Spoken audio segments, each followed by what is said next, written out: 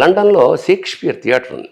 ఆ, షేక్స్పియర్ అంటే షేక్స్పియర్ నాటకాలు తను స్వయంగా నాటకాలు వేసిన 16th సెంచరీస్లో అప్పుడు నాటకాలు వేసిన ఉమ్, మనిషి అతను. అవునవును అవును. ఆ నాటకాలు వేసిన ఏరియాలో మళ్ళా షేక్స్పియర్ థియేటర్, గ్లోబ్ థియేటర్ అంటారు, అక్కడ కట్టారు. ఉహుం, అక్కడ ఇప్పటికి కూడా షేక్స్పియర్ నాటకం ఒకటి వేస్తుంటారు ఎవ్రీడే. బా అక్కడ జనం చుట్టూ కూర్చొని రౌండ్ థియేటర్ ఉంటుంది. అది అది నాటకం చూడొచ్చు. నేను వెళ్ళాను, చూశాను. అప్పుడు నాకు అనిపించింది, ఇక్కడ ఇంతవరకు తెలుగు నాటకం ఎవరన్నా వేశారా? వేయలేదు. నేను వేస్తా. ఉమ్, నేను నాటకం రాసి అక్కడ వేయాలని నేను అక్కడ డీటెయిల్స్, అక్కడ నాకు శిష్యులు ఉన్నారు, కొంతమంది నా మిత్రులు ఉన్నారు లండన్లో.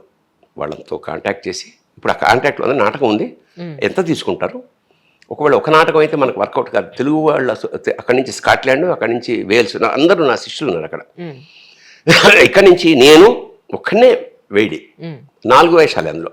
ఉమ్, అక్కడ ఆర్టిస్ట్ ఉంటారు కదా, వాళ్ళకి ఆల్రెడీ స్క్రిప్ట్ పంపించేసి ఓకే. వాళ్ళతో డైలాగులు ఆన్లైన్ చేసేసుకుని ఉమ్, అక్కడికి ఒక 1 వీక్ ముందు వెళ్ళి వాళ్ళందరితో రిహార్సల్ చేసి కాస్ట్యూమ్స్ అన్నీ వేసుకుని షేక్స్పియర్ థియేటర్లో ఉమ్, తెలుగు నాటకం జెండా ఎగరేయాలి. బా అది ఉమ్, ఈ 23లోనే అనుకున్నాను. అది కుదరలేదు.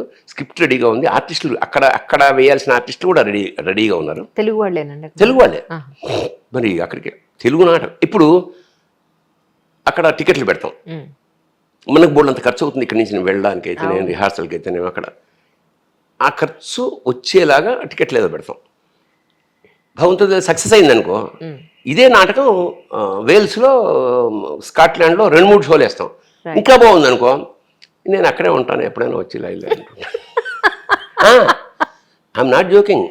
ఇక్కడ సినిమా కన్నా అక్కడ నాటకానికి వాల్యూ ఎక్కువ. అవును అవును.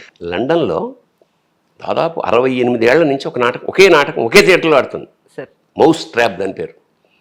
అగాధ క్రిస్టి అనే లేడీ రైటర్ రాసిన నాటకం 67 ఏళ్ల నుంచి, ఉమ్, అంటే నేను పుట్టినప్పటి నుంచి అనుకో, కంటిన్యూస్గా ఎవ్రీడే వేస్తుంటారు. ఆ తరాలు, ఆ పాత్రలన్నీ పోయి వాళ్ళు ఇంకోళ్ళు వచ్చారు. ప్రపంచంలో ప్రఖ్యాతులైన అందరూ ఆ నాటకం చూశారు. ఆ నాటకం 2-3 ఏళ్ల క్రితం నేర్చి 52 యూరోస్. ఉమ్, అదే సినిమా $8 అంతే. అంత తేడా. బా అంటే నేను ఎందుకన్నా అక్కడే ఉండిపోయా, అక్కడ నాటకం సంపాదించుకునే అంత స్థాయిలో ఉంటుంది ఉంటే. అవును. ఇంకో తమాషా అయిన విషయం చెప్తా. లండన్, యూరోప్లో ఇల్లు ఈ నదీ తీరాల్లో కాస్ట్లీ, ఉమ్, నాటకాల వాళ్ళు ఉన్న ఏరియాలో కాస్ట్లీ. ఓహో. సినిమా కాదు, ఆ, అంత గౌరవం నాటక. నిజం. నీకు ఇప్పుడు చెప్తాను. నేను ఒకసారి యూరప్ మేము వెళ్ళేటప్పుడు పాస్పోర్ట్ వెళ్ళాం, చూపించినప్పుడు కావాలి కదా. అవును. ఎస్, ఏమిటి మీరు వాట్ ఆర్ యూ అన్నాడు. ఉమ్, నేను చాలా ముందు ఐఎమ్ పోయెట్ అన్నా. ఉమ్. పోయెట్ థర్డ్ అని కొట్టించాడు అంతే. That's so nice really sir. అంటే కవులకి, అంత కళాకారులకి ఉమ్, ఆ ప్రాంతాల్లో ఉన్న గౌరవం అలాంటిది. అయితే ఉమ్, మనం చాలా సినిమాల్లోనూ, నాటకాల్లోనూ, జీవితాల్లో చూసాం. ఎప్పుడు కవి అంటే మాసిపోయిన గడ్డ వేసుకుని అడుక్కు తింటూ ఇదే చూపిస్తారు. ఇలాగే ఉండేవాడు కూడా ఒకప్పుడు. అవును. పేదరికం అంతా, సాహిత్య కళాకారుల జీవితం అంతా బెంగగా. కరెక్ట్. కానీ it was not same 100 years back. Um, ఇక్కడ గద్వాల్లో వీరలక్ష్మీదేవి అనుకుంటా, ఆవిడ రాణిగా ఉన్న రోజుల్లో ఇది ప్రపంచ తెలుగు సాహిత్య కళారంగాలకు సంబంధించినంత వరకు ఇలాంటి సంఘటన ప్రపంచంలో ఎక్కడ జరగలేదు, ఇక జరగదు కూడా. ఉమ్, కవులకు కనకాభిషేకాలు ఇస్తారు, గండపెండేరాలు, కంకణాలు ఎన్నో చేస్తారు కదా. అవును. ఇలా ఎవరు చేసి ఉండరు.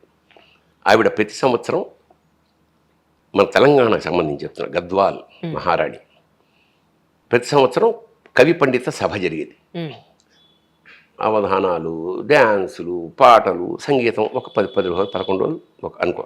ఉమ్, అక్కడ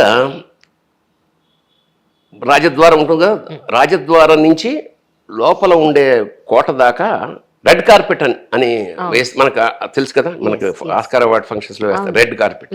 ఇది ఈవిడ వైట్ కార్పెట్ వేసి, వైట్ కార్పెట్ అంటే పల్చటి గుడ్డతోటి ఇలా ఆ చివరి దాకా, అంటే దాదాపు ఒక ఫర్లాంగ్ దూరం ఈ గుడ్డ పరిచి ఉండేది.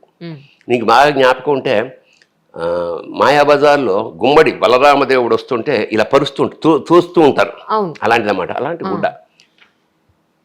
ఇక్కడ గుడ్డ మీద ఈ కవులు, గాయకులు, కళాకారులు వీళ్ళందరూ నడుచుకుంటూ వెళ్ళిన తర్వాత ఆ గుడ్డలో వాళ్ళ పాదధూళి ఏదైతే ఉందో దాన్ని రాత్రి అలా దులిపి దాన్ని ఒక వెండి పళ్ళెంలో పోసి, ఇది కళాకారుల పాదధూళి, దాన్ని వస్త్రకాయితం అంటారు. అంటే ఇలా చేస్తే సన్న ధూళి వస్తుంది కదా, దాన్ని కుంకంలో తిలకంలో కలిపేసి ఆ కుటుంబం అంతా ఇక్కడ పెట్టుకునేవాడు. ఇంతకన్నా ప్రపంచ సాహిత్య కళారంగంలో ఇంతకన్నా గొప్ప ఇన్సిడెంట్ ఎక్కడా ఉండదు. కానీ సార్, అంటే మీరు ఒక సినిమా ఇండస్ట్రీలో సక్సెస్ సాధించిన తర్వాత మొట్టమొదటిసారిగా తీసుకున్న అసెట్ అంటే ఇల్లేనంటారా? లేదు, ఇది ఇక్కడ విచిత్రం ఏంటంటే ఒక మధ్యతరగతి వాడు, మా అమ్మ ఎప్పుడు అనేవారు ఇల్లు లేదు, ఎప్పుడు మా రెంట్, రైల్వే క్వార్టర్స్ రెంటే కదా. ఆవిడ జీవితంలో మీ నాన్న ఎలాగా కొనడంటే పాప ఏం చేస్తాడు ఆయన, 750 రూపాయలు 7 పిల్లలు పెట్టను కొట్ట పొయ్యిలో పెట్ట ఈ టైప్ ఆస్తులు. సో ఆ కోరిక తీర్చాలన్న ఉద్దేశంతో నేను సంపాదించిన 50,000, అప్పుడు 50,000 220 గజాలు, 1,00,000 రూపాయలు పెట్టి 30 ఏళ్ల క్రితం అనుకుంటా, 25 బోయినపల్లిలో స్థలం ఎవరో అమ్మారు, మా తమ్ముడు, అవన్నీ నాకు తెలియదు కదా, నేను ఎక్కడో చెన్నైలో ఉంటా, వాళ్ళే కొనేసి వాళ్ళే రిజిస్ట్రేషన్. ఆ కాలనీలో దాన్ని ఇప్పుడు మైత్రివనం కాలనీ అని పెడతారు. అది యాక్చువల్గా నేను కనుక అక్కడ ఉంటే భరణీ కాలనీ అని పెడతారు. అలాంటివి ఏమొద్దు నాయన మనకి అని నేను అక్కడికి వెళ్ళలేదు. రెండో ఇల్లు నాది. ఆల్రెడీ ఎవరో కట్టారు, అడవి, ఎడారి. ఇన్ని చేసి అక్కడికి శంకుస్థాపనకి తవ్వడానికి పెడితే 10 మంది మా ఇల్లు అది పెద్ద గొడవ. అయ్యో, యుద్ధమే, ఒక ఫిజికల్గా యుద్ధమే. మా తమ్ముడు ఆ గుణపం పట్టుకెళ్ళడం, ఇట్లా ఊహించను సార్, బీభత్సం. మా అమ్మ ఉంది అక్కడ, మేము 7 అన్నదమ్ములం అక్కడ అందున్నాం కాబట్టి అది కొంచెం సబ్సైడ్ అయింది. అట్లా ఇక్కడ ఏది కొన్నా ఏడాది తర్వాత వచ్చి ఇది మీద కాదు, ఒకప్పుడు మా తాతది అంటాడు. అది పెద్ద ప్రాబ్లం ఈ ప్రపంచమే. అంటే ఏం లేదు, భూమి ధర పెరగడం అనేది ప్రారంభించాక ఈ దుర్మార్గం అనేది పెరుగుతుంది.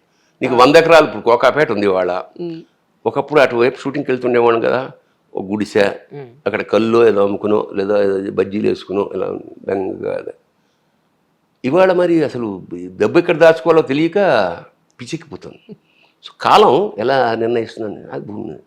సో అట్లాగా ఆ గొడవలన్నీ అయిపోయి తర్వాత మా అమ్మ కోసం అక్కడ, మా అమ్మ పేరు లక్ష్మీ నరసమ్మ, లక్ష్మీ నివాసం అని ఒక బోర్డు తీసి పెట్టి మా అమ్మని తీసుకెళ్ళి అక్కడ, అలాగా ఆవిడ జీవితంలో తన పేరు మీద నేను ఒక ఇల్లు కట్టడం అయితే జరిగింది.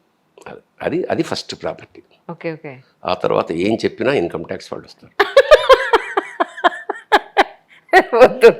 నేను ఇదే ఫస్ట్ అనుకున్నాను యాక్చువల్లీ.